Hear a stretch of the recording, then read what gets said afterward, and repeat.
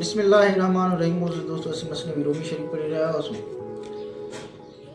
हिन खां अॻु में ॿ किसा बयान थी चुका। किसो नंबर 62 सहे जो जानवरनि खां राज़ खे ॻुझो रखणु। किसो नंबर 63 सहे जी शींहं सां चालाकीअ उनजो नतीजो। हिन हिसे में असीं ॿ किसा पढ़ंदासीं। किसो नंबर 64 मखे जे हकीर तावील जो बयान ऐं किसो नंबर 65 सहे जी देर सां अचण करे शींहनि जो कावड़ में भरिजी वञणु। किसो नंबर 64 मखे जे हकीर तावील जो बयान। मांद हवालत बदा तरफा मगस कोहमी बंदाश्त खुद राहस्त कस।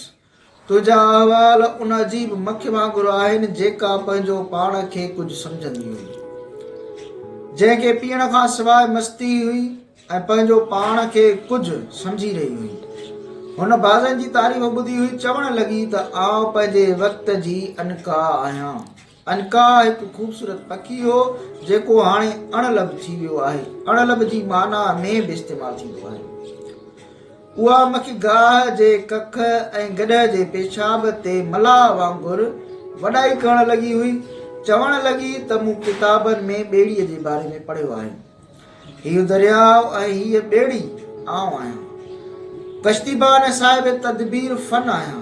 दरिया ते उहा वंझ हलाए रही हुई ऐं खेसि उहो पेशाब लामहदूद नज़र अची रहियो। जेतिरी उन मख जी अखि आहे ओतिरो ई उन जो दरियाव आहे। ज़ेग में मुब्तला माण्हू जेकी क़ुरान जी ग़लति तावील कनि था, उन्हनि जा ख़यालात गॾह जे पेशाब ऐं कख वांगुरु आहिनि ऐं उहे ख़ुदि मख जहिड़ा आहिनि। मख जेकॾहिं राय जी तावील छॾे ॾे त बख़्त उनखे हुमा बनाए छॾे। हुमा हिकु पखी आहे जेको मुबारक सम्झियो वेंदो आहे। मशहूरु आहे त जंहिंजे मचे तां उहो लॻी वञे त उहो बादशाह थींदो आहे। दीन जी गैरत हुजे त बातिल तावील न कर। अहिड़ी बाग़ैरत इंसान जो रूह बुलंद हूंदो आहे, चाहे सूरत में ऐं ज़ाहिरी इल्म एतिरो बुलंद न हुजे जीअं सहे जो कद त नंढो हो पर उन जो रूह बुलंद हो।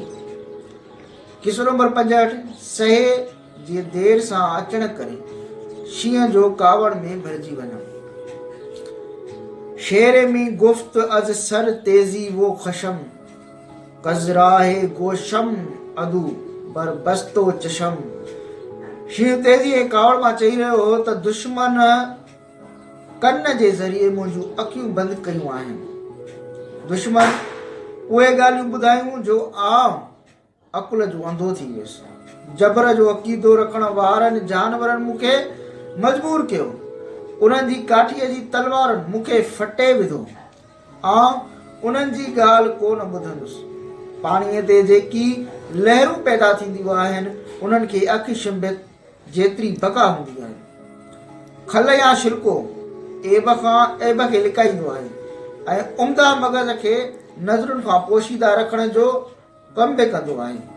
पाणीअ ते नक्श जल्द फना थी वेंदो आहे। अलाह सां तालुक जोड़ जंहिंजी ज़ात हमेशा रहण वारी आहे। अंबियान जी इज़त ख़ुदा जे तरफ़ां आहे। बादशाहनि जा नाला सिकनि सां मिटाया वेंदा आहिनि। हुज़ूर सल्लल्लाहु अलैहि वसल्लम जो नालो क़यामत ताईं रहंदो, छाकाणि त हुज़ूर सल्लल्लाहु अलैहि वसल्लम सभिनी अंबियान जो मजमूओ आहिनि। उन्हीअ करे जहिड़ीअ तरह 100 जे ज़मन में 99 जो अदद मौजूदु आहे, अहिड़ीअ तरह हुज़ूर सल्लल्लाहु अलैहि वसल्लम जे नाले में सभिनी नबियुनि जो नालो अची वञे थो। ए पुट, हिन ॻाल्हि जो ख़ात्मो न आहे। शींहं ऐं सहे जो किसो।